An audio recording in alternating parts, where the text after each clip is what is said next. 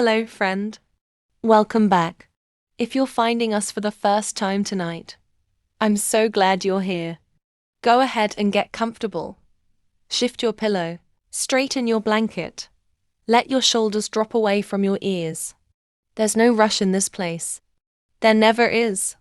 Whatever you carried today, whatever was heavy or unfinished or hard, you can set it down right here, right at the edge of this story, and pick it up again tomorrow if you need to.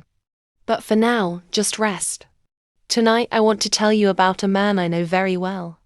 A man who tried and failed and tried and failed and tried and failed.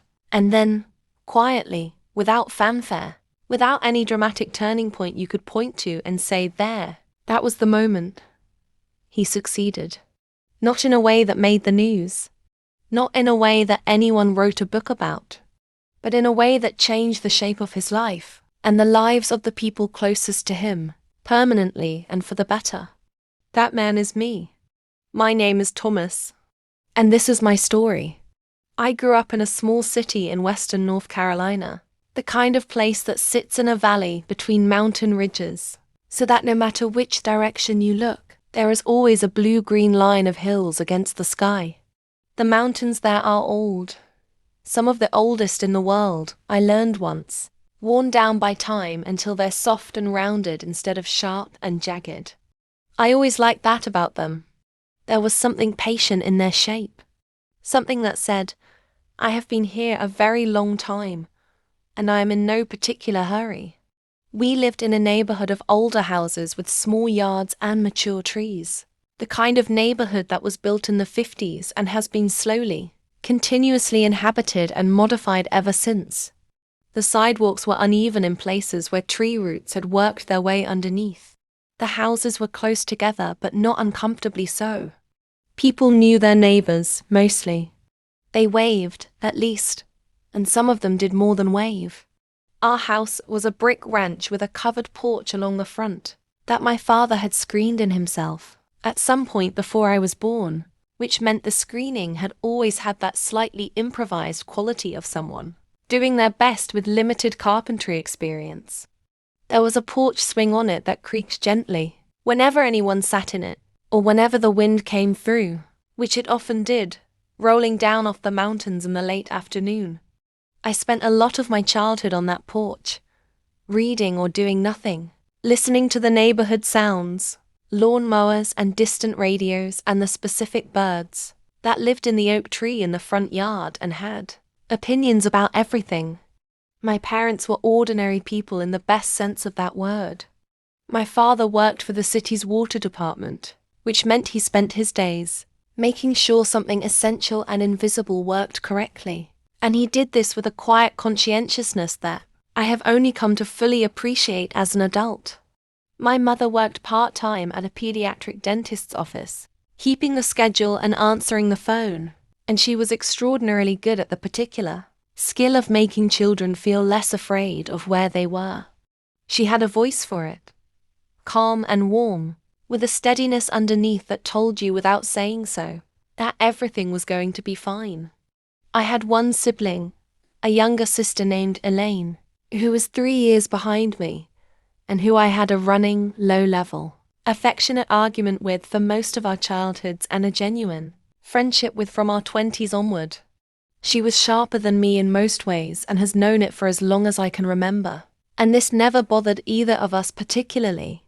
I was a middling student, not because I was not intelligent, I think I was reasonably so, but because school's particular architecture, the sitting still and the standardized tests and the homework assigned at the end of a long day, did not map well onto the way my mind worked. I learned things by doing them, or by hearing them explained by someone who cared about the subject they were explaining. I was poor at learning things from textbooks alone. This is not a unique condition, but I didn't have language for it at the time, and so I spent most of my school years simply feeling vaguely behind, vaguely insufficient, vaguely like everyone else had been given a manual that hadn't made it to my desk. I graduated from high school in the middle of my class, which is exactly where my grades predicted I would graduate. I had no clear idea of what came next. I knew I wanted to build things that had always been true. From the time I was small and more interested in how my toys were constructed than in playing with them, spending hours taking apart the mechanisms of things and, sometimes, getting them back together.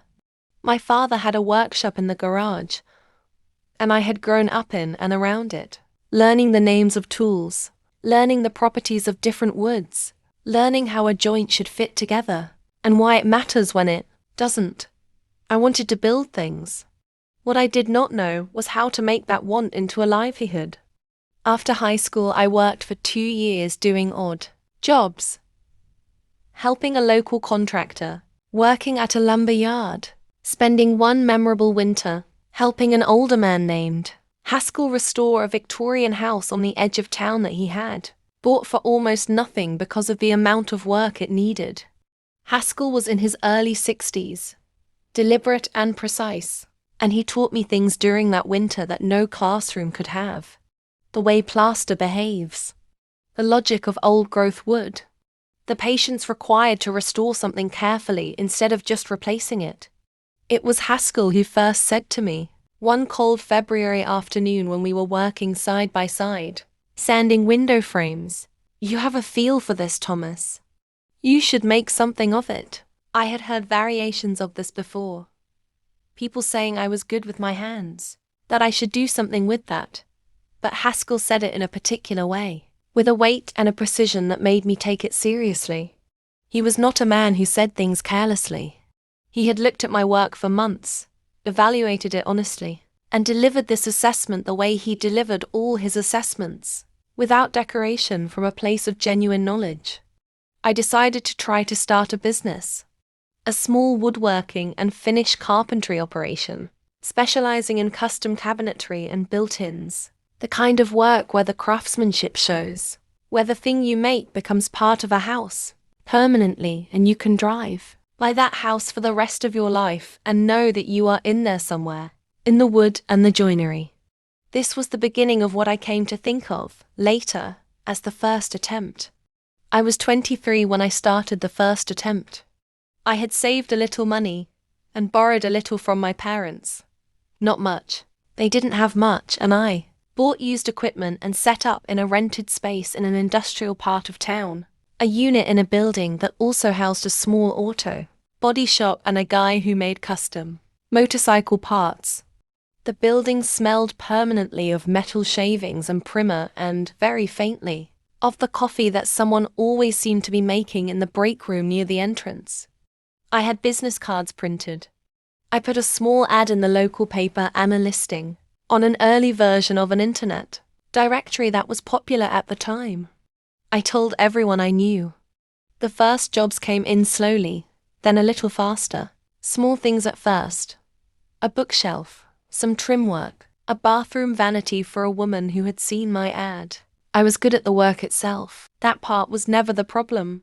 The problem was everything surrounding the work.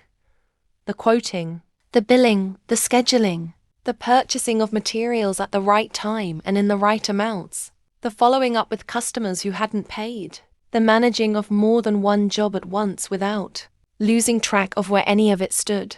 I had no training in any of that.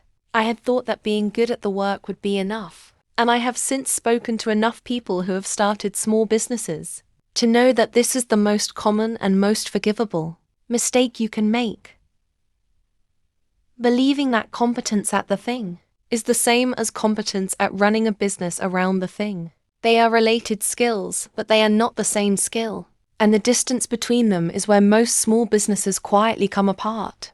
Mine came apart after about 18 months. Not dramatically. There was no single catastrophic event. No fire, no fraud, no sudden loss of everything. It was more like a slow leak than an explosion. Jobs took longer than I'd quoted, which meant I was making less per hour than I'd calculated. I overbought materials on some jobs and underbought on others. I took on more work than I could realistically complete, which led to delays, which led to some customers not coming back, which led to fewer jobs, which led to a cash flow problem that I did not know how to solve. By the time I closed it down, I owed my parents the money I'd borrowed. I owed a small amount to a materials supplier.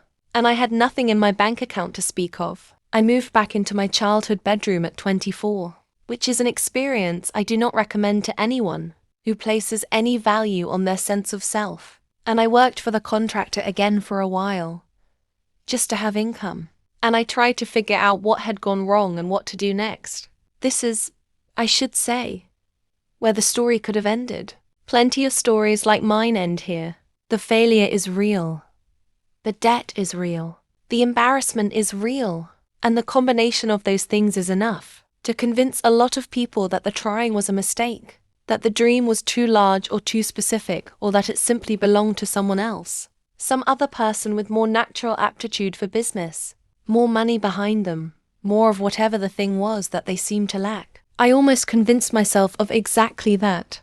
I spent the better part of a year working for other people and not thinking too hard about trying again, because not thinking about it was easier than thinking about it and feeling the specific deflation that came with the thinking, that the want didn't go away. It never went anywhere. It just waited, the way the mountains waited, patient and quiet and still there every time I looked. The second attempt started when I was 26. I had saved more carefully this time, read everything I could find about running a small business. Not the inspirational kind of reading, but the practical kind. The books about cash flow and pricing and scheduling that are not exciting to read but are more useful than anything I had read before. I had talked to people who had run small businesses, asked them what had gone wrong when things had gone wrong for them. I had taken a community college course on small business accounting, sitting in a classroom 2 evenings a week for a semester, learning to read a simple balance sheet, which felt like being given a light in a room one had previously been navigating in the dark. I felt better prepared. I was better prepared. The second attempt lasted almost 3 years, which is longer than the first. And during those 3 years, there were periods that felt genuinely promising. A contract with a local contractor to finish work on a new development of upscale townhomes. A word-of-mouth reputation in a neighborhood of older homes, whose owners were investing in renovation. There was a stretch in the middle of the second year when I had more work than I could handle alone, which felt wonderful and also created the exact problem I hadn't quite figured out how to solve: managing other people. I hired 2 helpers at different points. The first was a young man whose work was adequate, but whose reliability was not, which created its own cascade of problems. The second was more reliable, but had his own business on the side, which I understood. I had no judgment about that, but it meant his time with me was always partial, always hedged against his other commitments.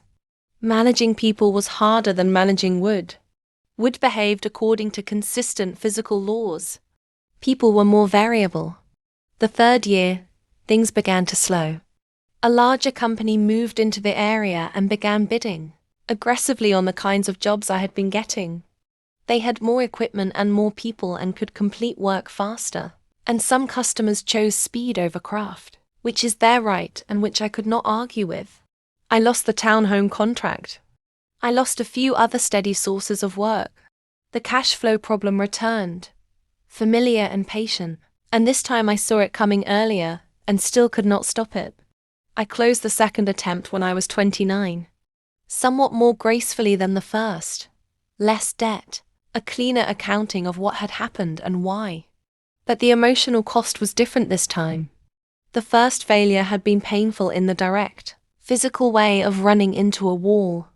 The second failure was more interior, more searching. It asked harder questions. The first time I had been able to say, I made mistakes I can learn from. The second time, the question was, have I learned from them? And the answer was, yes, partly. And is partly enough? I didn't know. I was 29 and I had tried twice, and twice it had not worked.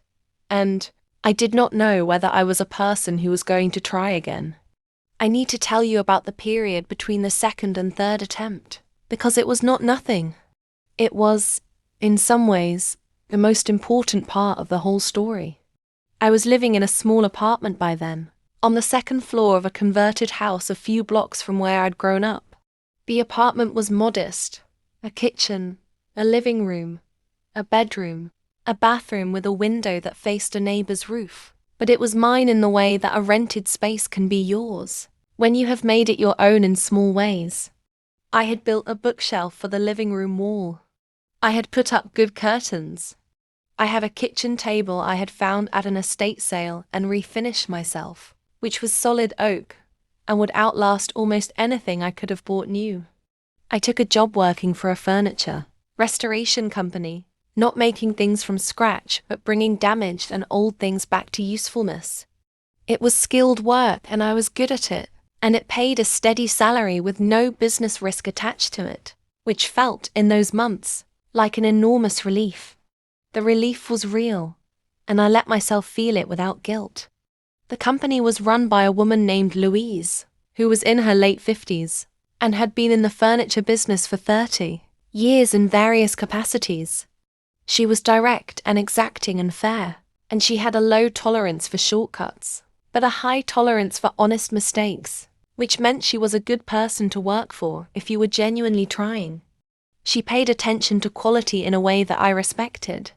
Louise knew I had tried and failed at my own business, because I had told her in the interview. I figured it was better she know from me than find out some other way. She had not held it against me. She had asked a few careful questions about what I had learned, and I had answered as honestly as I could, and she had nodded and offered me the job. About a year into working for her, she called me into her office one afternoon at the end of the day. Her office was a small room at the back of the workshop, separated from the work floor by a glass partition, so she could see the floor from her desk. It was a tidy room with a few pieces of her best work displayed on shelves, and it always smelled faintly of the linseed oil and beeswax that she used in a particular finishing process she had developed over the years. She said she'd been watching me work and watching me manage my time and watching the way I interacted with the customers who sometimes came in, and she wanted to ask me something. She asked why I hadn't tried again with my own business. I told her what I had not fully admitted to anyone, including myself, up to that point. I said I wasn't sure I had what it took. I said I had tried twice, and twice it hadn't worked, and I was tired of the particular way failure felt, and I wasn't sure the outcome would be different a third time. Louise looked at me for a moment without saying anything. She was a quiet person in the way that people who are confident in their own minds tend to be quiet, not because she had nothing to say, but because she was taking her time with it. She said that she had started her first business at 32, and it had failed. She said she had started her second at 37, and it had failed too, though more slowly and more instructively than the first. She said she had started this business at 43, and that it had now been running successfully for 15 years. She said she was not telling me this to motivate me. She specifically said that, in a way I found very useful. I'm not telling you this to motivate you, Thomas. I'm telling you because you seem to have made the mistake of thinking that 2 failures means a third attempt is foolish. She looked at the shelves behind me for a moment. Sometimes 2 failures just means you needed 2 tries to learn what you needed to know. I sat with that for a long time after that conversation. Months, really. I went home to my apartment and lived my days and did my work and let that idea move around in me, the way ideas do when they're settling in, when they're finding where they belong. The third attempt began when I was 32. The differences between it and the previous 2 were not dramatic. I had not suddenly become a different person. I had not had a revelation. I had not attended a seminar or read a life-changing book or had any single thing happen that I can point to as the transformation. It was more that I had simply, quietly, learned enough from the first failure and the second failure and the years in between to do certain things differently. Not all things, not everything, but enough things. I was more careful about pricing from the beginning, building in realistic margins that accounted for the time that things actually took rather than the time I hoped they would take. I was more honest with customers about timelines, even when the honest timeline was longer than they wanted to hear, because I had learned that the disappointment of a longer timeline upfront is much smaller than the disappointment of a delay once the job has started. I kept cleaner books from day one, not perfectly, but consistently, using a simple software system that Louise had shown me and that I checked every week without waiting until there was a problem. I also did something I had not done in the previous 2 attempts. I asked for help. I found a small business development center run through the local community college, a free service, staffed by volunteers who were retired, business people willing to advise, small business owners at no charge. I met with an advisor there named Gerald, who was a retired accountant in his late 60s, with a very dry sense of humor and a gift for identifying the specific point at which a number stopped making sense. I met with him monthly. He looked at my books and asked questions that were sometimes uncomfortable and always useful. He told me things I didn't want to hear in a way that made me able to hear them. He became, over the years, one of the most important professional relationships I have had. I also did not hire anyone, not at first. I did what I could do myself, and I quoted accordingly, and I did not take on more than I could manage alone. This meant growing more slowly than I might have preferred, but it meant growing without the instability that had brought the previous 2 attempts down. The first year was quiet and small. The second year was larger. The third year, a general contractor I had built a relationship with offered me a subcontracting arrangement that provided a steady base of work alongside my direct customers, and this changed the economics of the business in a way that felt, when I first understood it, like a door opening. Not a grand door, not a dramatic swinging wide of some major threshold, just a door opening onto the next room. By my 5th year, in the 3rd attempt, I had one full-time employee, a young man named Jesse, who was 22 and willing to learn, and reliable in a way that made every day easier, and a steady customer base and a business that was, by any reasonable measure, working. Not lavishly, not in a way that anyone would call impressive by the standards of the wider world, but working, sustaining, growing slowly and in the right direction.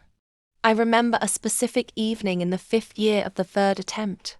I was in the workshop. I had moved out of the industrial unit and into a small dedicated space, a converted garage behind a commercial property, with better light and more room. It was late in the day, October, the particular October of Western North Carolina, when the mountains have gone full color and the air has that cool, sharp quality that feels like a clean sound. I was finishing a set of kitchen cabinets for a couple who had renovated an old farmhouse, and the light in the workshop was golden with the last of the afternoon sun through the west-facing window. I was running the final passes on a cabinet door with a hand plane. A long, slow, satisfying motion, the blade taking off thin, transparent curls of maple that fell quietly to the workbench. The radio was on, turned low, an NPR station out of Asheville, that faded sometimes in the mountains but was clear that evening. I could smell the maple shavings and the linseed oil from the finish I'd applied earlier, and outside the window, the sky was going from blue to that deep amber of late October dusk. And I thought, not with drama, not with triumph, just quietly and clearly, I thought, this is working. This time, this is working. The thought was so undramatic that it almost surprised me. I had imagined, at some point years before, that success would announce itself loudly, that I would know it when it arrived in the way you know a storm, arriving, preceding itself with a change in pressure, with unmistakable signs. But it hadn't been like that. It had been like the seasons changing, gradual and undeniable. And one afternoon you look up and realize that October has arrived and you are warm inside it. I want to tell you what the 3 failures taught me. Not in the form of lessons written out on a list. I told you there would be no lists, but just honestly, the way I would tell a person I trusted. The first failure taught me the hard way. what a business actually requires, beyond the skill at its center. It taught me that knowing how to do a thing and knowing how to run a business around that thing are two entirely different educations, and that you cannot skip the second one no matter how good you are at the first. The second failure taught me something subtler. It taught me that improvement is not the same as readiness. I had improved substantially between the first and second attempts, and that improvement had not been enough. And sitting with that truth, that you can get better and still fail, is one of the harder things I have had to make peace with.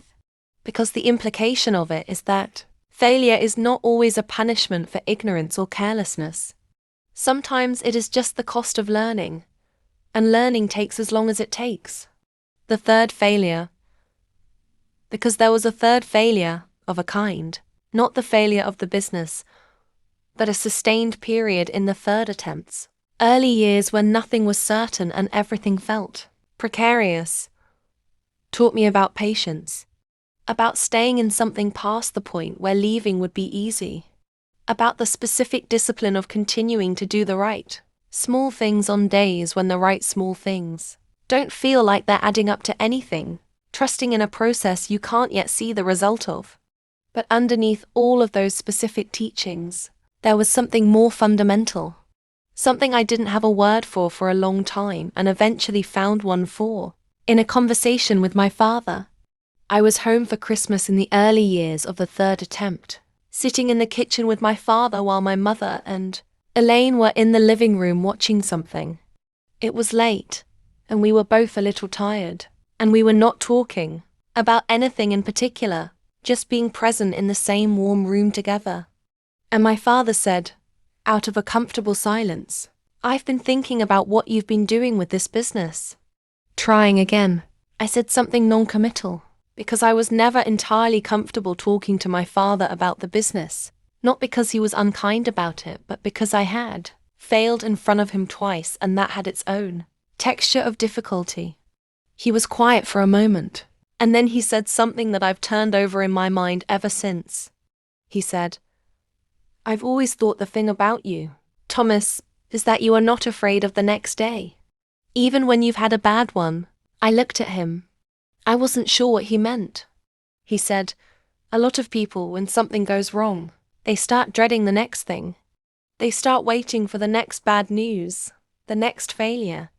You've always just gone to bed and gotten up the next day. Like you trust it." The next day, I thought about that. I thought about all the mornings after bad days, after the first business closed, after the second business closed, after the many smaller individual failures that made up those years.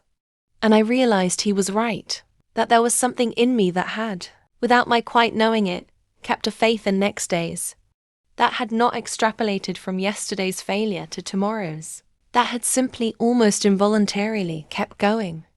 I don't know where that comes from. I think some of it is temperament, which you either have or you don't, though it can be cultivated. Some of it is having been raised in a house where my parents modeled a quiet, undramatic persistence, not ambition, exactly, but a kind of faithful daily effort. Some of it is luck, which I believe in honestly and don't want to pretend otherwise.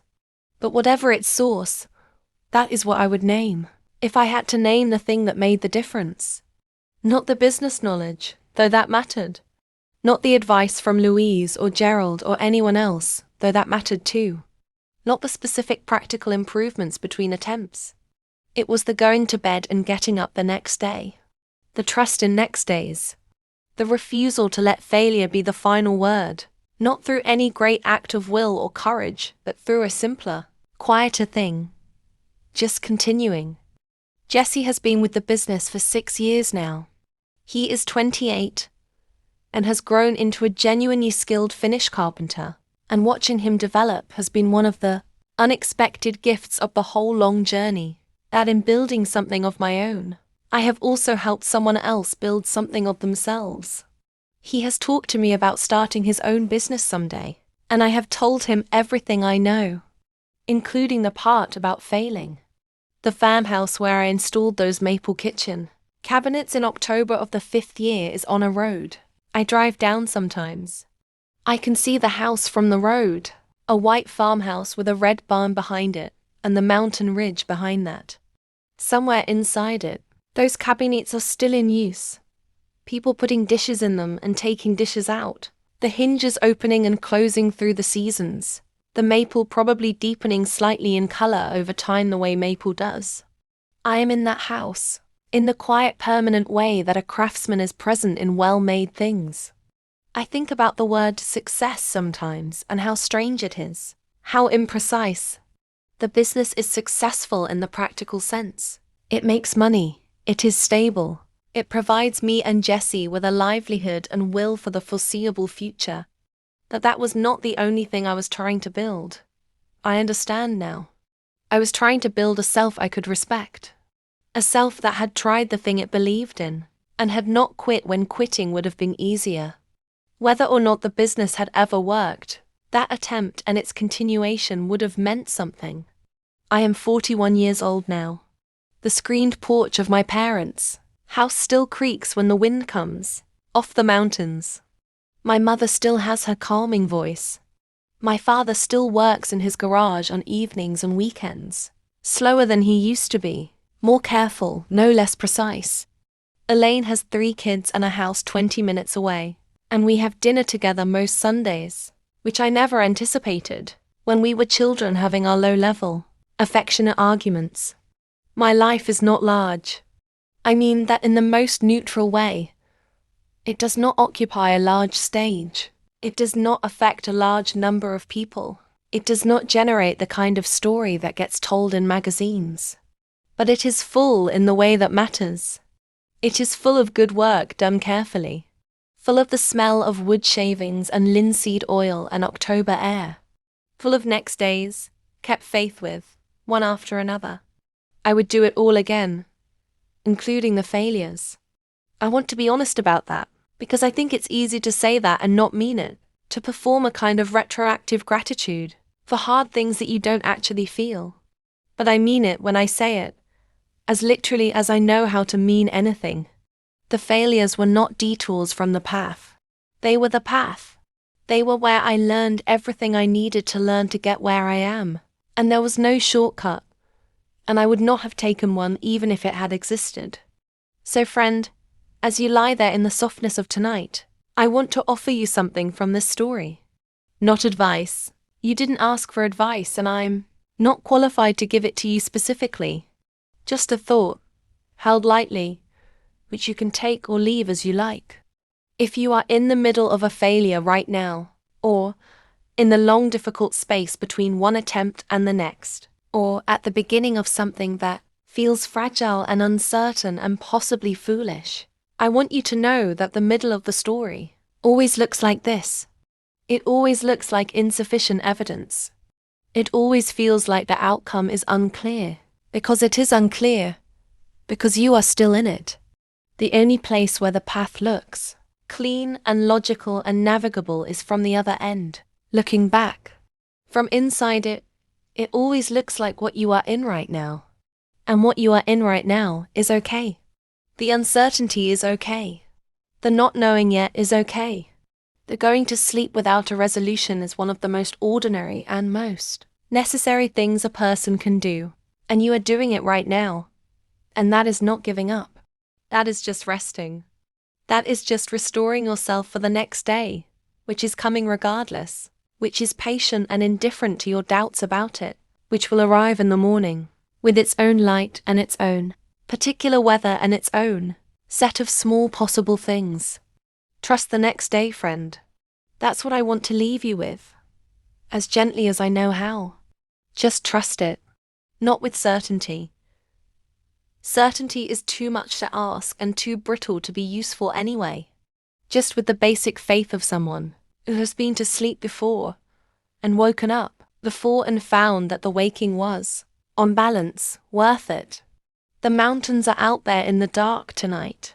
The old patient ones, wearing their age quietly, taking up space in the landscape without making any fuss about it. They were there before you and they will be there after, and they are not worried about anything, and you can borrow a little of that tonight if you need it. You can let yourself be small and unhurried in the dark. Let the night hold you the way the valleys hold the mountains. From below and on all sides, steady and permanent and asking nothing. Let your body be heavy. Let your thoughts slow down to something like weather, not demanding attention, just moving through, just passing. The things you are figuring out will still be there to figure out in the morning, and you will be better at the figuring out after this rest, after this long quiet return to the part of yourself that does not need to solve anything. The workshop is closed for the night. The tools are put away. The wood shavings are on the floor and the oil is drying. And there is nothing more to be done tonight, and the work that is started will be waited for, patiently, by the wood and the light and the morning. Let yourself be still. Let yourself drift. Let the day unwind the last of its tension from your shoulders, and your jaw and the places behind your eyes where the worry lives. You have been in this before. You have slept before and woken before, and the waking has been worth it, and tomorrow will be worth it too. I'll be right here in this story, in this workshop, in this October evening that never quite ends. You can leave whenever you're ready. Just close your eyes. Just breathe. Just trust the next day, waiting for you quietly on the other side of this rest, patient as mountains, soft as morning. Good night. True tales for dreamers. New stories every day. Sleep well.